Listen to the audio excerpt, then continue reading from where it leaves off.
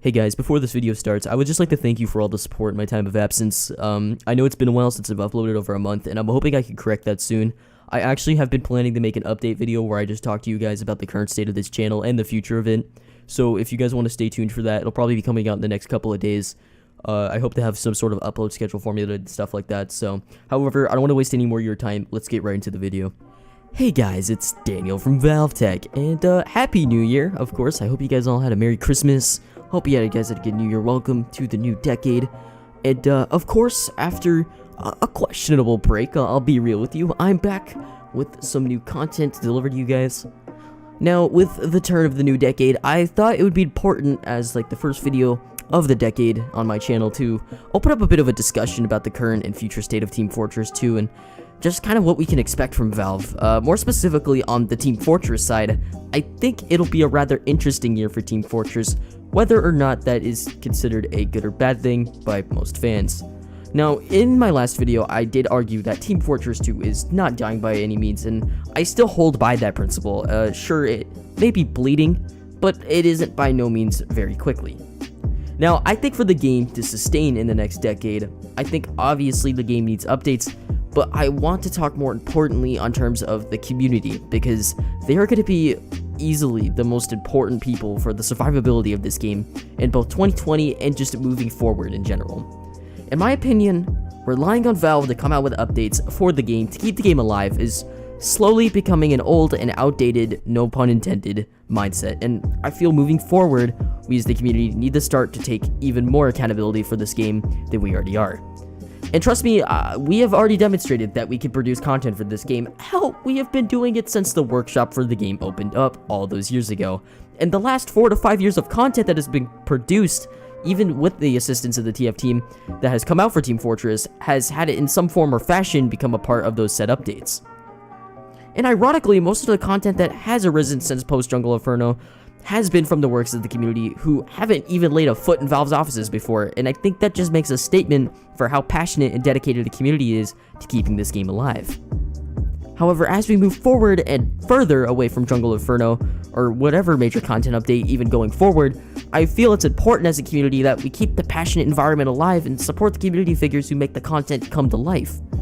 There are so many different parts of the community that make up the population of the game, and it's important we sustain and keep those little sub-communities alive. Whether it be, say, the YouTube side, who, are responsible for creating some of the videos that get hundreds, thousands of views, give a lot of recognition to the game, or inform new players, because believe me, this game is a mess. I'm actually working on an updated 2020 guide right now. It's probably going to be out sometime very soon. We got the SFM community, who are responsible, the entire pop culture of TF2 has been developed through a lot of those creations, whether it be from the Winglet, HoovyTube, etc. Any SFM creator you can think that has been relevant and has posted something that has created almost a meme culture out of it. Team Fortress 2 has really sprawled in the source filmmaker scene. Of course, we have the competitive scene. Of course, a lot of the main prominent faces being some of the members of Froyo Tag. You got Habib, Banny. On the other side, you got Ascent. Hell, you can even go as low as, like, the Pan Ham Mafia gang that's been popping off all over the place now. Just those little contributions from the community, whether it be in-game or outside of the medium, is just what's keeping this wacky team-based shooter we have today alive. And now, I'm not trying to be too negative, because while it's true that we as a community aren't as big as we could be, that doesn't mean we should give up on the game and call it dead. What I'm essentially saying is, don't rely on Valve so much in terms of making new and fresh content for the game. Just a lot of competitive community figures that are basically just leading the competitive scene, trying to make this game an esport. It is an esport. Who the hell am I kidding? They're not even trying. They're making it an esport. If you go to the workshop right now, or go look at YouTube videos, and you just go and look at all the community custom-made creations, whether it be from a video or a workshop item or an SFM model, you could see there is enough content for us to have a major update at least twice, even 3 times a year, and all Valve would have to do is endorse it and update the game respectively. You also have to consider that Valve as a company has their hands tied, and even while we aren't entirely sure what they are working on, most people aren't avoiding TF2 simply to avoid it. Unless they are programmers, because the code for TF2 must be a mess after all these years and all the different people that have worked on it.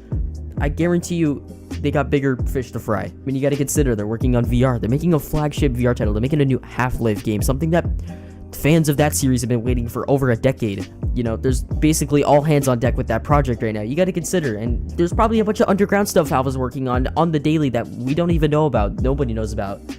So you just got to kind of consider where Team Fortress 2 is at as a priority. And even though it is a very popular game and it has a huge economy that probably makes Valve tons of profit, you also got to consider a lot of the bigger fish that make even more profit. You know, you got Dota, we got Counter-Strike.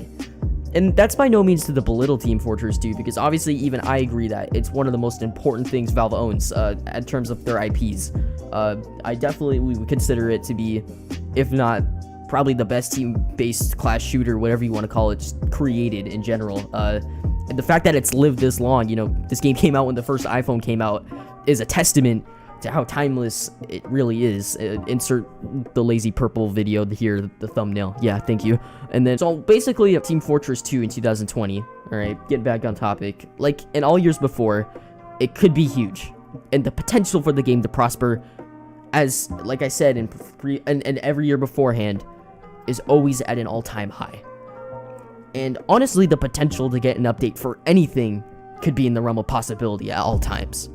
If completely community made, whether man versus machine, whether it be competitive, just in general, I feel like once Valve has the time to dedicate to this game, the community can just flourish. And if they would give us the chance, I feel, to build community created updates, we would have a bunch of more content to play with, whether it be weapons, you know, we already have the new hats, the new war paints, the new maps, etc. Maybe even new game modes. You know, other than that, I just feel like besides the amount of botting that's been going on in TF2, that's been going on for years now, but we are currently in a neutral spot with Team Fortress 2, and really where that's gonna balance, whether it be on the bad side or the good side, is really under the potential of the game, you know, and how much chance it has to shine.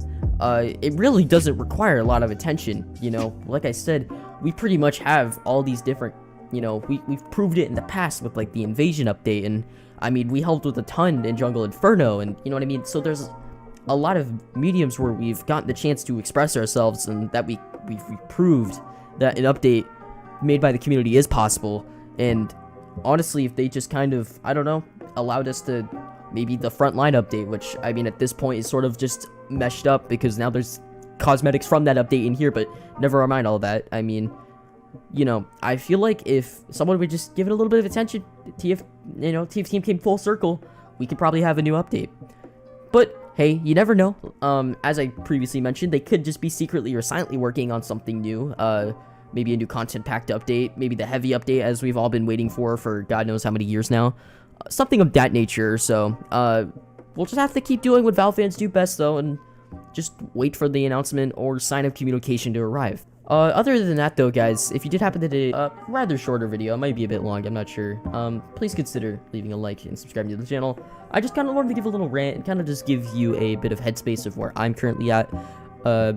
I have hope. I'm optimistic. I really trust not only in the community, but in Valve to come through, whether it be this year, next year. You know, I feel like this year it'll be a good year, if not at most just very tame.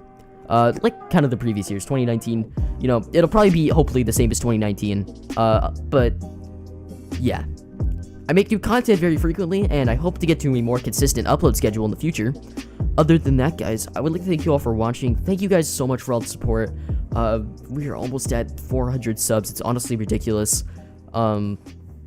It's actually crazy how far this channel has grown. So I cannot thank you guys enough. Thank you for becoming a part of this little community. I always appreciate it. And other than that, guys, thank you all for watching. And as always, thank you, and have a good day.